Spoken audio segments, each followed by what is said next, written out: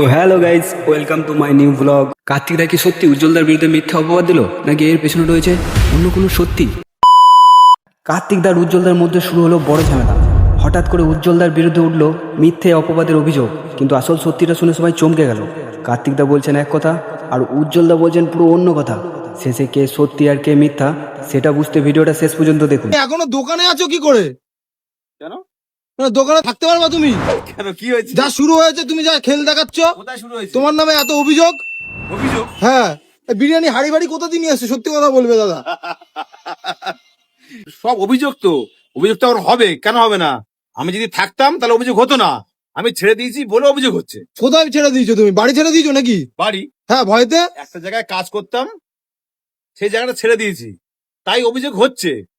যদি আমি ওখানে থাকতাম তাহলে অভিযোগ হতো না। হ্যাঁ, মানে একটা জিনিস আমি ছাড়ার আগে এক সপ্তাহে বলেছিলাম, তা এক সপ্তাহে মনে ছিল না যে আমি টাকা পাবো, দাদা টাকাটা দিয়ে যাও। এটা ভুলে গেছিল, এখন কি জেগে উঠেছে? পশ্চিমবঙ্গতে সারা জেনে গেল যে তুমি সারা নাকি এই সমস্ত হাড়ি বাড়ি কোথা দিয়ে নিয়ে আসছো। হ্যাঁ, সারা ওয়েস্ট বেঙ্গলের লোক জানে আমি বারাসাত, নপাড়া, কালীবাড়ি মোড়ে এখানে আছি। সারা ওয়েস্ট বেঙ্গলের লোক, আমি জোর কথায় বলছি আমি বারাসাতে আছি। আচ্ছা। আমি কার্তিক দা হাল্লামি নিয়ে এখন বারাসাতে এমনি নেই, বিরিয়ানি হাড়ি আমি নিয়ে অ্যাড আছো। দিচ্ছি যে আমি এখানে আছি। আমি তো সারা ওয়েস্ট বেঙ্গলে অ্যাড দিচ্ছি মোবাইলে যে আমি এখানে আছি।